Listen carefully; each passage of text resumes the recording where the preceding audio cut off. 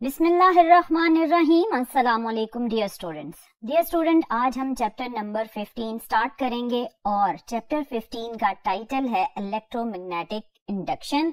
और फर्दर जो टॉपिक हम डिटेल में स्टडी करेंगे वो है induced EMF and induced current. तो चलिए स्टार्ट करते हैं।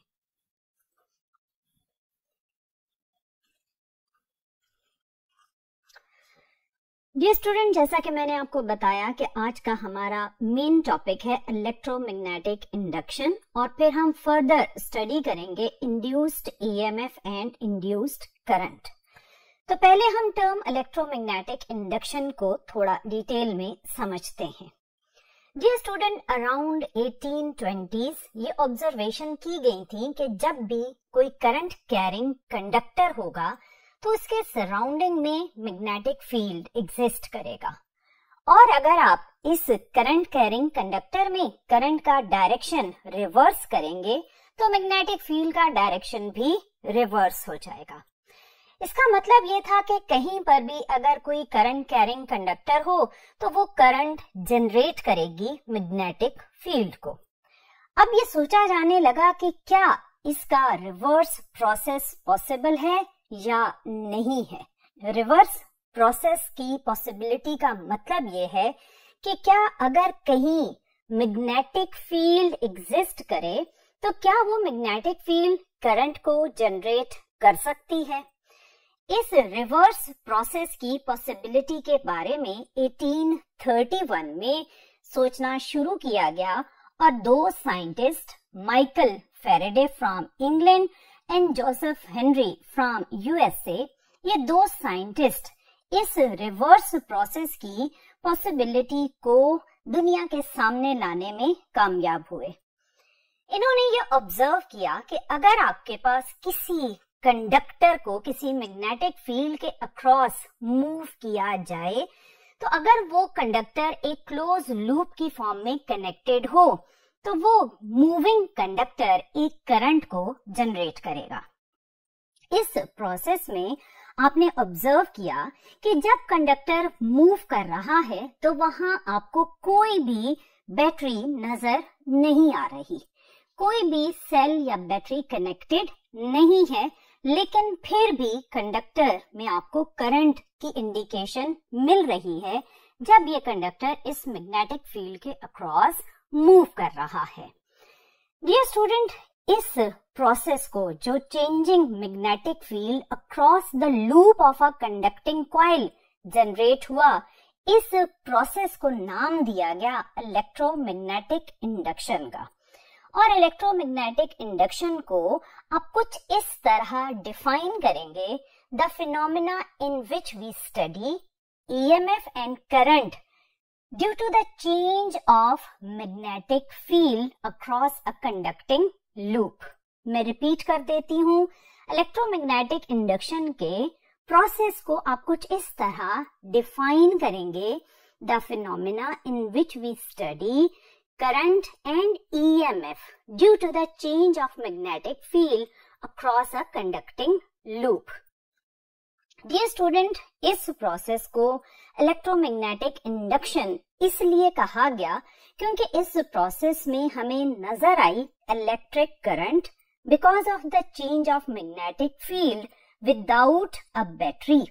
क्योंकि इसमें कोई भी बैटरी या सेल यूज नहीं किया गया फिर भी करंट जनरेट हो जाती है। That's why it is named as electromagnetic induction. और इसी इलेक्ट्रोमैग्नेटिक इंडक्शन की वजह से जनरेट हुई induced EMF and induced current. अब हम जरा डिटेल में देखते हैं कि ये इंड्यूस्ड ईएमएफ या इंड्यूस्ड करंट किस तरह एक कंडक्टर के अक्रॉस जनरेट होते हैं। इसके लिए आप इमेजिन करें कि आपके पास वर्टिकली डाउनवर्ड मैग्नेटिक फील्ड है और इस मैग्नेटिक फील्ड के अंदर आप एक कंडक्टर को कुछ इस तरह गैल्वानोमीटर की हेल्प से एक क्लोज लूप में कनेक्ट करें। इनिशियली ये कंडक्टर रेस्ट पर है। अगर आप गैल्वानोमीटर की नीडल को देखें तो वो इस वक्त 0 पर है, उसमें कोई भी डिफ्लेक्शन आपको नजर नहीं आ रही, कंडक्टर रेस्ट पर है। अब अगर हम इस कंडक्टर को लेफ्ट टू राइट मूव करें विद सम वेलोसिटी, तो आप नोटिस करेंगे कि गैल्वानोमीटर की नीडल डिफ्लेक्ट हुई, विच मीन्स कि इस सर्किट में करंट फ्लो हुआ। अब अगर हम इस कंडक्टर को रिवर्स मूव करवाएं, I mean from right to left, अगर कंडक्टर मूव करेगा तो आपको गैल्वानोमीटर की नीडल अगेन डिफ्लेक्ट करती हुई बट इन ऑपोजिट डायरेक्शन नजर आएगी। इन दोनों ऑब्जर्वेशंस में आपने नोट किया कि जब conductor left to right move कर रहा है तो गैल्वानोमीटर में करंट का जो डायरेक्शन है वो ये है, जबकि वो राइट टू लेफ्ट जब मूव कर रहा है तो करंट का डायरेक्शन ऑपोजिट हो गया। अब इस प्रोसेस में जो करंट जनरेट हुई वो ये इंडिकेट करती है कि ये कंडक्टर एक सेल की तरह का बिहेवियर दे रहा है, क्योंकि ये अगर सेल का बिहेवियर ना दे रहा होता तो हमें करंट नजर ही ना आती। अगर हमें करंट मिल रही है तो इसका मतलब ये है कि ये कंडक्टर जब इस मैग्नेटिक फील्ड के अक्रॉस मूव किया जाता है तो ये कंडक्टर एक बैटरी की तरह बिहेव करता है और ये सर्किट में करंट को फ्लो करवाता है। ये करंट जो जनरेट हुई इसे कहा जाता है इंड्यूस्ड करंट, और जिस ईएमएफ की वजह से ये जनरेट हुई उसे कहा जाता है इंड्यूस्ड ईएमएफ। आपने ऑब्जर्व किया होगा कि इस सर्किट में कहीं पर भी कोई बैटरी कनेक्टेड नहीं है, फिर भी जब कंडक्टर मूव करता है तो करंट फ्लो ऑब्जर्व की जाती है। डियर स्टूडेंट, इस एक्टिविटी से जब इंड्यूस्ड ईएमएफ और इंड्यूस्ड करंट के कॉन्सेप्ट्स सामने आए तो हमने वो पैरामीटर्स फाइंड आउट करने की कोशिश की कि वो कौन कौन से पैरामीटर्स हैं जिन पर ये इंड्यूस्ड ईएमएफ या इंड्यूस्ड करंट डिपेंड करती है। वो पैरामीटर्स कुछ इस तरह से हैं।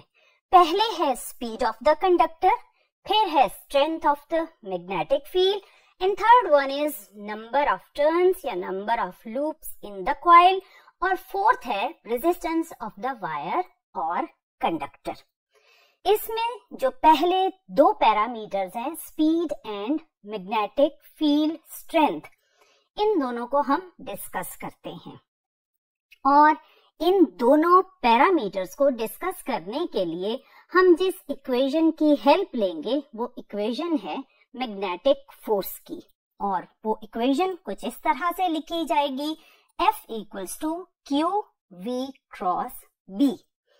इसमें F है मैग्नेटिक फोर्स, V है velocity of the conductor, B है strength of the magnetic field और Q है चार्ज इनसाइड द कंडक्टर।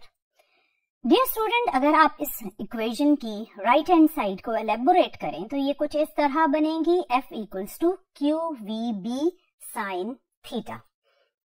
अब इस इक्वेशन में जब आप फोर्स और वेलोसिटी का रिलेशनशिप ऑब्जर्व करें तो फोर्स और वेलोसिटी डायरेक्टली प्रोपोर्शनल हैं।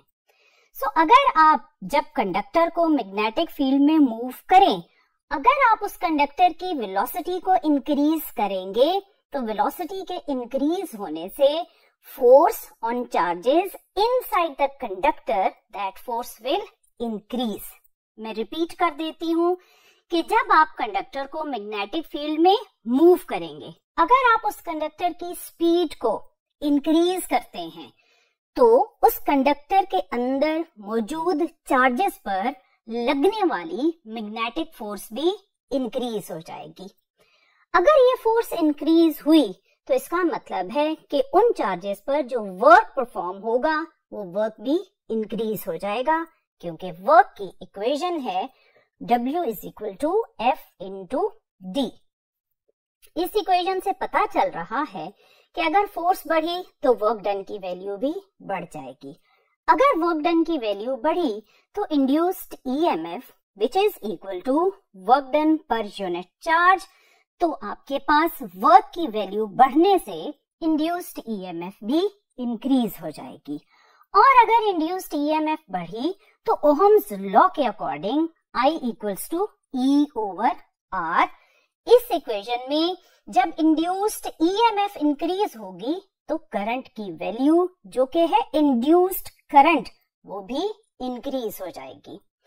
डियर स्टूडेंट, मैंने आपको स्टेप बाय स्टेप समझाया कि अगर वेलोसिटी ऑफ कंडक्टर इंक्रीज हुई तो फोर्स इंक्रीज हुई। अगर force on charges inside the conductor increase होगी तो उन चार्जेस पर जो वर्क परफॉर्म हो रहा होगा वो इंक्रीज हो जाएगा। अगर वर्क डन की वैल्यू इंक्रीज होगी तो इंड्यूस्ड ईएमएफ की वैल्यू भी इंक्रीज होगी। अगर इंड्यूस्ड ईएमएफ इंक्रीज होगी तो इंड्यूस्ड करंट भी इंक्रीज हो जाएगी।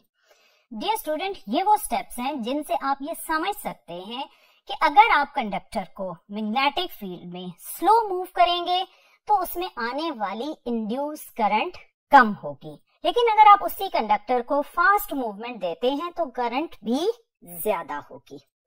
अब हम सेकंड पैरामीटर को डिस्कस करते हैं which is strength of the magnetic field, और हम अगेन सेम इसी इक्वेशन की ही हेल्प लेंगे और ऑलमोस्ट यही सेम स्टेप्स हैं जिनके थ्रू आप मैग्नेटिक फील्ड स्ट्रेंथ और इंड्यूस्ड करंट का रिलेशनशिप ऑब्जर्व करेंगे। इस इक्वेशन में अगेन अगर आप फोर्स और मैग्नेटिक फील्ड स्ट्रेंथ को ऑब्जर्व करें तो ये दोनों डायरेक्टली प्रोपोर्शनल हैं। अगर ये डायरेक्टली प्रोपोर्शनल हैं तो जैसे ही आपने मैग्नेटिक फील्ड स्ट्रेंथ इंक्रीज की तो फोर्स की वैल्यू इंक्रीज हो जाएगी। अगर फोर्स की वैल्यू इंक्रीज हुई तो ये magnetic force strong work perform करेगी और वर्क की वैल्यू इंक्रीज हुई तो इंड्यूस्ड ईएमएफ की वैल्यू इंक्रीज हो जाएगी। और ओहम्स लॉ के अकॉर्डिंग अगर इंड्यूस्ड ईएमएफ इंक्रीज हुई तो ऑब्वियसली फिर इंड्यूस करंट भी इंक्रीज हो जाएगी। सो डियर स्टूडेंट, ये स्टेप्स सुनने के बाद आई एम श्योर कि आपको ये बात समझ आ गई होगी कि वेलोसिटी और मैग्नेटिक फील्ड स्ट्रेंथ ये दोनों पैरामीटर्स अगर आप इंक्रीज करते हैं तो इंड्यूस्ड करंट की वैल्यू बढ़ जाती है। अब थर्ड पैरामीटर की तरफ चलते हैं और थर्ड पैरामीटर है number of turns. Dear student, अगर आप number of turns inside the magnetic field increase करते हैं तो नंबर ऑफ टर्न्स जैसे ही आप इंक्रीज करेंगे तो ऑब्वियसली इंड्यूस्ड करंट की वैल्यू भी बढ़ जाएगी। इससे रिलेटेड बहुत सारी डिटेल्स आपने प्रीवियस चैप्टर्स में भी स्टडी की थी।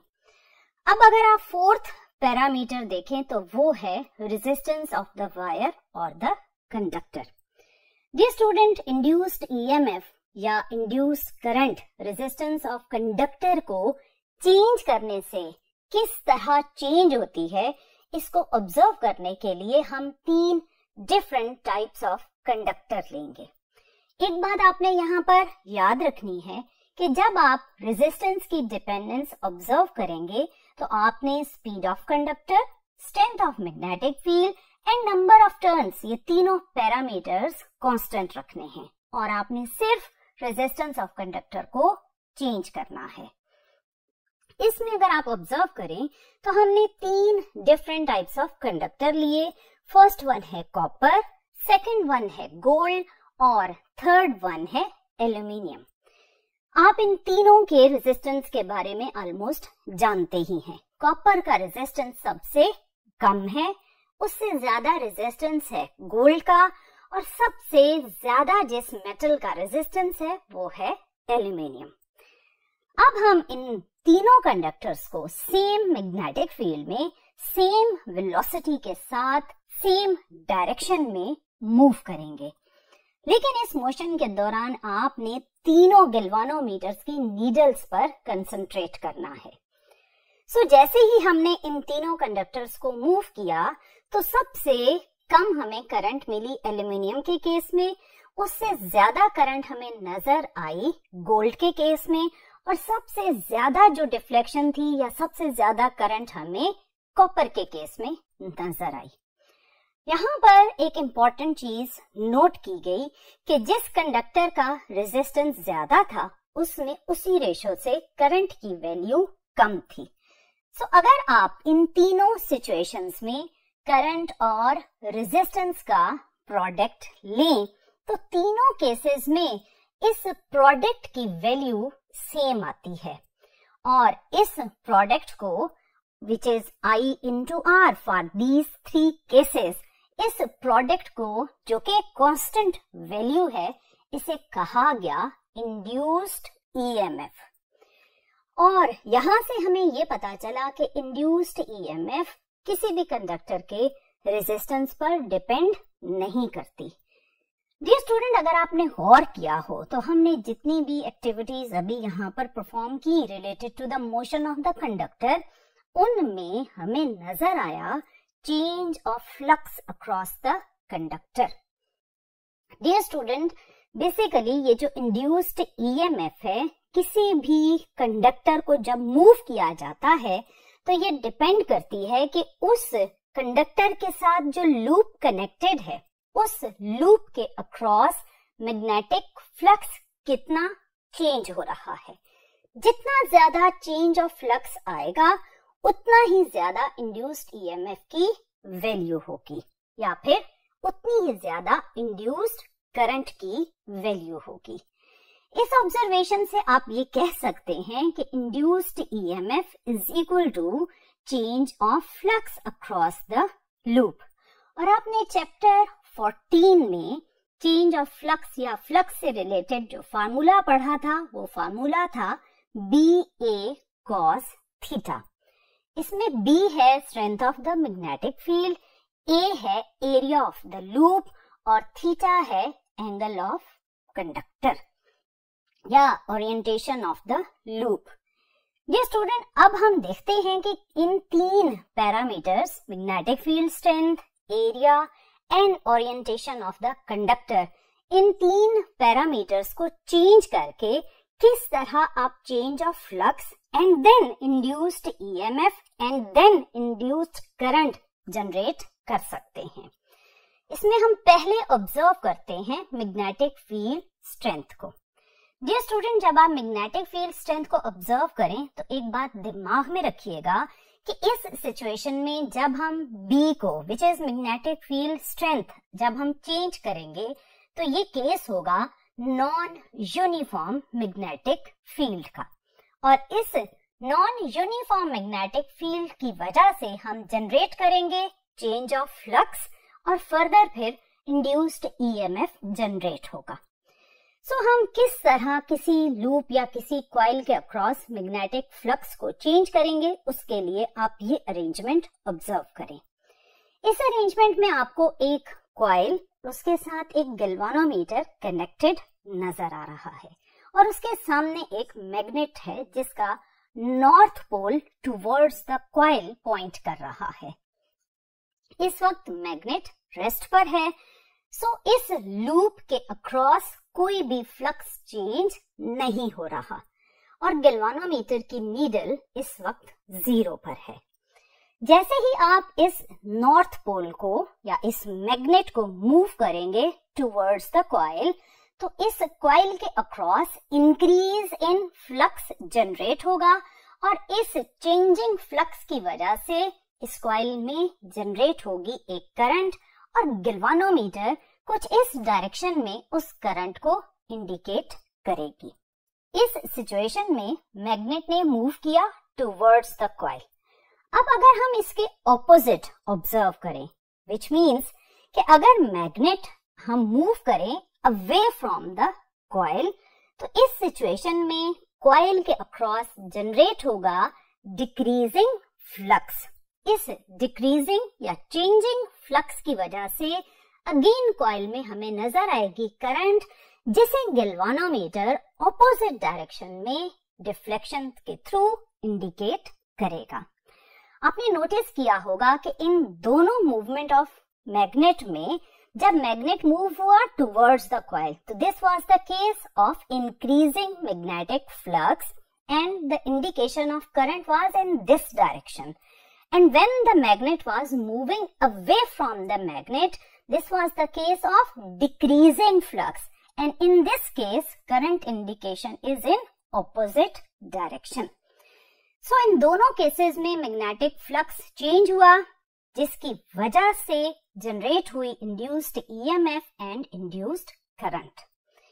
ये एक तरीका है, ये एक मेथड है जिससे आप इंड्यूस्ड ईएमएफ को किसी भी लूप या कॉइल के अक्रॉस जनरेट कर सकते हैं। अब हम चलते हैं सेकंड मेथड की तरफ, which is change in area. Change in area को ऑब्जर्व करने के लिए आप कंडक्टिंग लूप को कनेक्ट करें विद गैल्वानोमीटर और उसे प्लेस करें मैग्नेटिक फील्ड के अंदर। इसमें मैग्नेटिक फील्ड को हमने into the plane of paper बनाया है and strength of magnetic field is B। Dear student, यहाँ याद रखिएगा कि आप खुद मैग्नेटिक फील्ड को चेंज नहीं करेंगे, आपने जस्ट चेंज करना है एरिया ऑफ द लूप को। जब आप लूप को कुछ इस तरह स्ट्रेच करेंगे तो एरिया चेंज होने के साथ साथ इस लूप के अक्रॉस चेंज होगा फ्लक्स, और ये चेंजिंग फ्लक्स जनरेट करेगा एक करंट को जो आपको गैल्वानोमीटर की डिफ्लेक्शन दिखाएगी।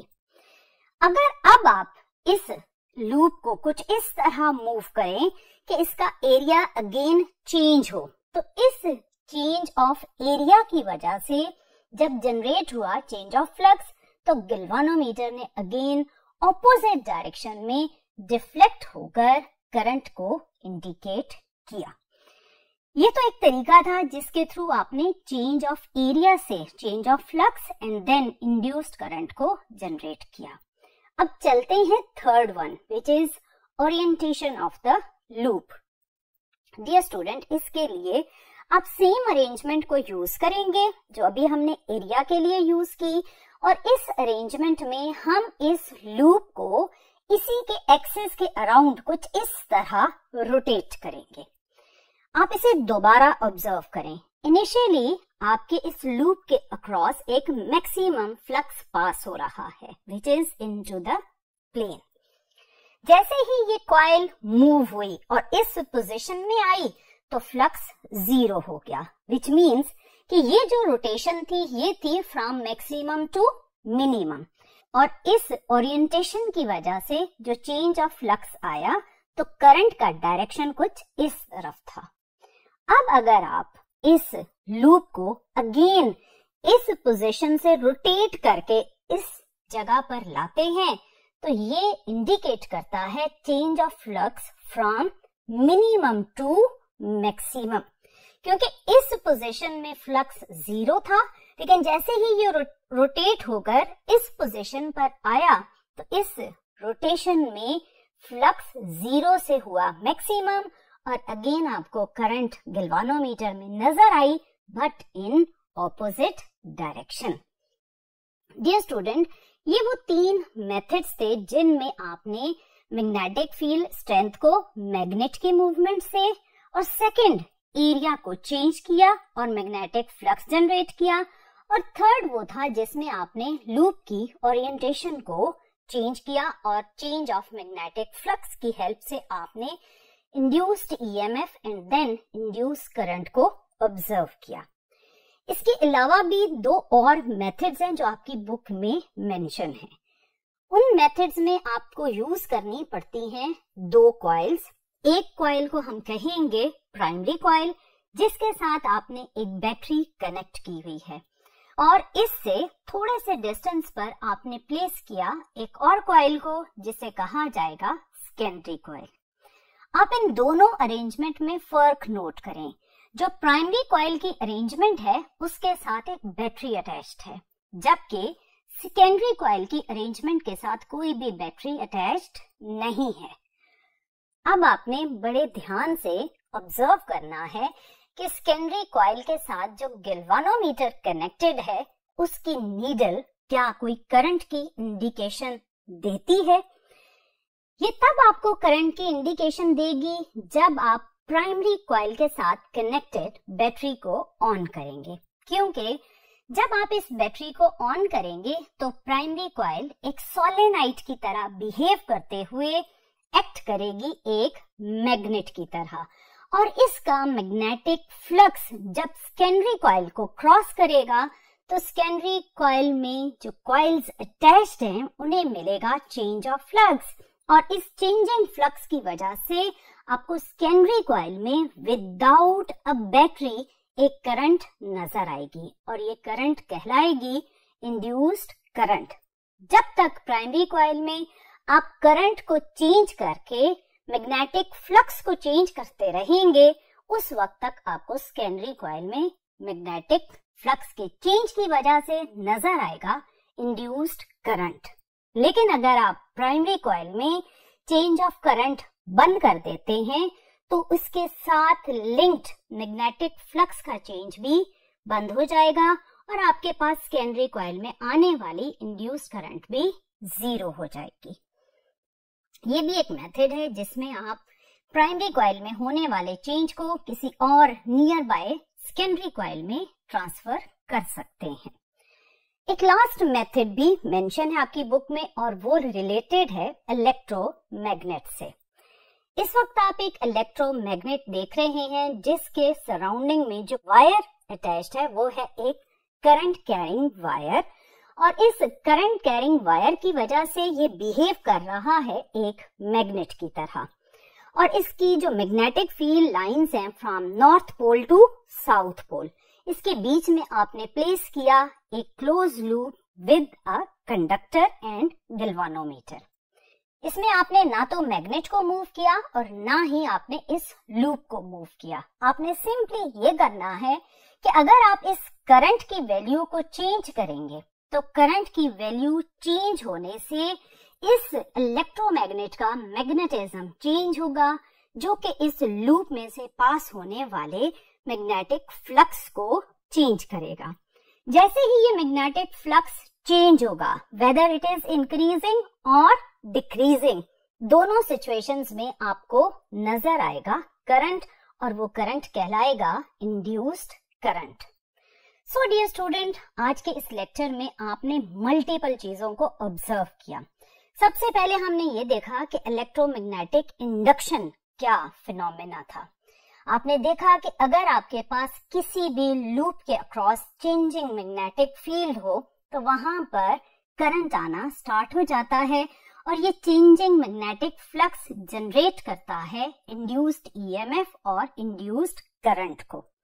फिर आपने ये ऑब्जर्व किया कि इंड्यूस्ड करंट या इंड्यूस्ड ईएमएफ किन पैरामीटर्स पर डिपेंड करते हैं।